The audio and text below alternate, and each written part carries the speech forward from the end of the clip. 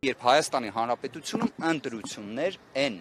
այն պարագայում, երբ ուժեղ Հայաստան կուսակցության նախագահ հանդիսանում է Սամվել Կարապետյանը, այն պարագայում, որ 7 ամիս գտնվելով քրեակատարողական հիմնարկում կալանքի պայմաններում, այնուհետև դրան շարունակող ժամանակահատվածում տնային կալանքի պայմաններում, գեթ 1 ոչ պատշաճ վարքագծի ռիսկ նույնիսկ չի արձանագրվել։ Այս ամենի տեսանկյունից, որը կարող է լինել ժողովրդավարության տեսանկյունից, եվրոպական մշակույթի տեսանկյունից, ողջամիտ է,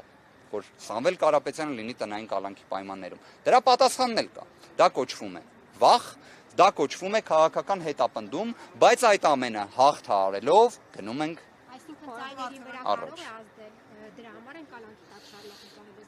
Իրենց պատկերացումը դա է, բայց կարծում եմ հենց Սամվել Կարապետյանը վերջերս նաև լրագրողների հետ շփման ընթացքում բավականին լավ պատասխան տվեց նշված հարցադրման վերաբերյալ, որ կալանքի կամ տնային կալանքի պայմաններում էլ ողջամիտ է հնարավորությունը հաղթելու։ Պարոն Վարդանյան, Թալինի համայնքի անպայման ձեր հարցն կլսեմ։ Ինֆորմացիա տարածվեց, որ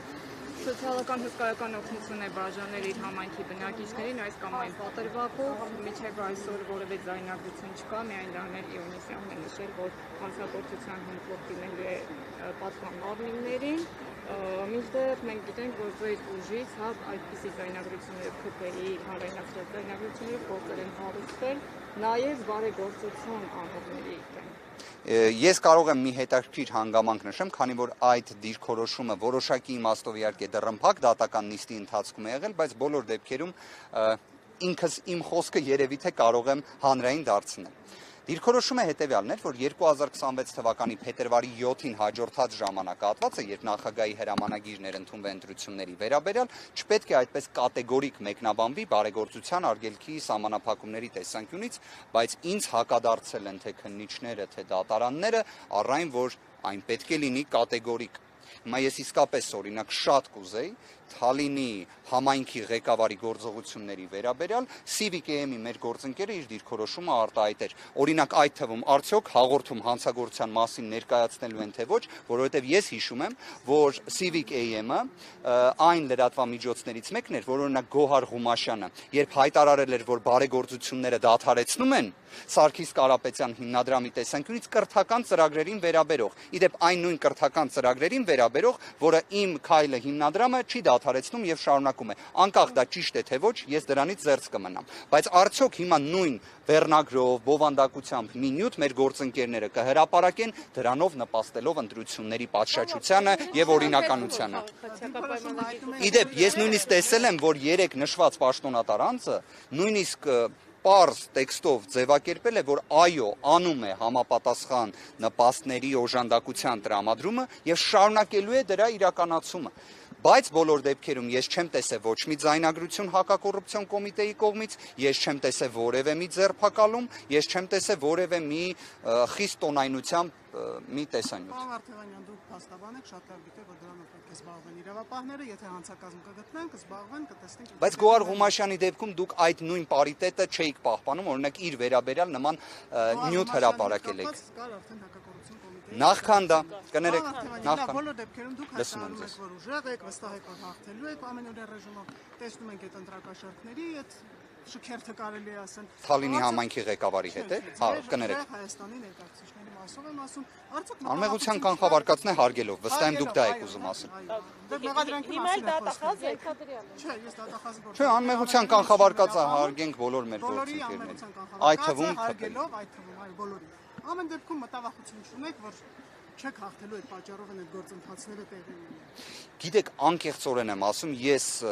դեռևս չեմ կարողանում գտնել պատասխանը, թե ինչի համար է այդ աստիճան անմեղության կանխավարկածը հենց այս էլեկտորալ շրջանում նսեմացվում։ Տեսեք, քրեական գործեր կարող են հարուցվել։ Ցանկացած ընտրակաշառքի հետ կապված որևէ մի վարքագիծ դատապարտելի է, անընդունելի է եւ այլն։ Բայց այստեղ շատ կարեւոր է, որ իսկապես ընտրական գործընթացի հավասարության, օրինականության տեսանկյունից մենք խնդիրներ չարձանագրենք։ Տեսեք, դուք օրինակ վկայակոչում եք այն քրեական վարույթները, որոնք հակակոռուպցիոն կոմիտեի կողմից հարուցվում են, դրանց մի մասը, ուղիղ եմ ուզում ասել, նույնիսկ հիմնավոր կասկածի ապացուցման շեմը չի հաղթարել։ Մի մասով կան ինտենսիվ խափանման միջոցներ, որոնք կիրառված են, բայց մեկ ընդհանրություն կա։ Դրանք բոլորը անմեղության կանխավարկածի պատնեշը չեն հաղթահարել, բայց մյուս կողմից օրինակ ես չեմ տեսնում համանման փութաջանություն վերաբերմունքի տեսանկյունից, երբ իսկապես Սամվել Կարապետյանը պարզ չի ինչի համար դեռևս գտնվում է տնային կալանքի պայմաններում, ինչը համարժեք է կալանքին։ Ես հակառակից եմ ուզում հարցադրումը ներկայացնել։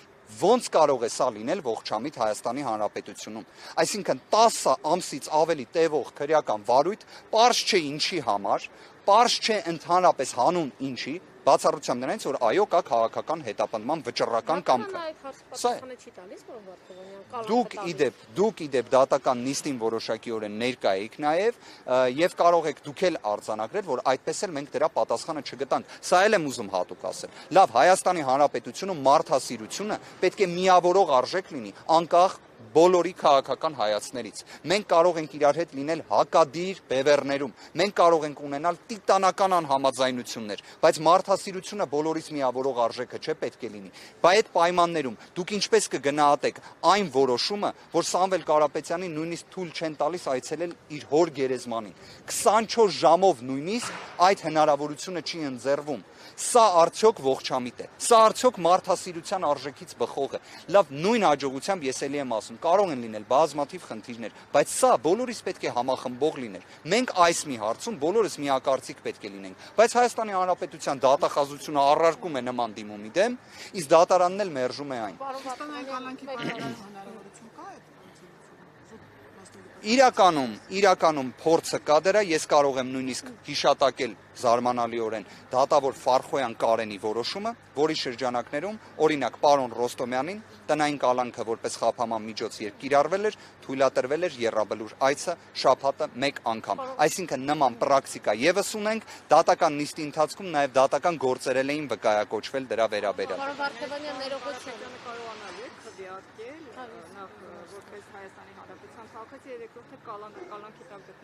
Դուք կհիշեք ինչ հրատապության կարգով, օրինակ, անձնանունը ընտրական օրենսգրքում որպես, այսպես ասած, մի ծայրահեղ վտանգավոր երևույթ օգտագործելու տեսանկյունից ընտրական օրենսգրքում կուսակցությունների մասին օրենքում համապատասխան փոփոխություններ կատարվեցին 24 ժամից պակաս ժամկետում, այսինքն այդ աստիճան հրատապությամբ, հույժ հրատապությամբ։ Բայց օրինակ տնային կալանքի ներքո գտնվող անձանց քվեարկելու իրավունքի հետ կապված որևէ կառուցակարգ մինչ օրս չկա։ Հիմա հարց է առաջանում, որ մեկն էր ավելի կարևոր, չէ՞ իրավունքի տեսանկյունից։ Իհարկե տնային կալանքի ներքո գտնվող անձանց ընտրելու իրավունքի ապահովումը, բայց դա ստորադասվել է, բայց ամեն ինչ արվեց, որ ուժեղ Հայաստան կուսակցությունների դաշինք Սամվել Կարապետյանի հետ հանգարց չօգտագործվի։ Քավլիցի Սա է առաջնահերթությունները։ Հարցրել եք ինչպես պետք է տնային կալանքի տակ գտնվող Կարապետյանը գնա ընտրատեղամաս քվեարկի։ Անկեղծորեն կպատասխանեմ ձեզ, ես իսկապես աննահանջ հույս ունեմ իրավունքի գերակայության վերաբերյալ, մարդասիրության վերաբերյալ, ես հավատում եմ, որ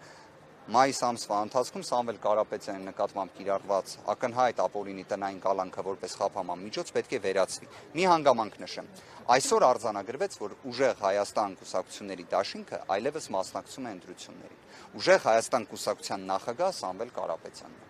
Արդյոք կուսակցության նախագահը պետք է հնարավորություն չունենա մասնակցելու քարոզարշավին։ Երբ մենք ներկայացնում էինք մեր դիրքորոշումը հակակոռուպցիոն դատարանում նիստի ընթացքում, մենք դեռևս այս իրավական փաստը չունենք։ Այլևս այդ փաստը առկա է։ Տեսնենք, թե ինչ դիրքորոշում կարտահայտի դատարանը։ Անպայման։ Մենք առաջինը ներկայացնելու ենք միջնորդություն, որ տնային կալանքը որպես խափանման միջոց կրկին անգամ վերացվի։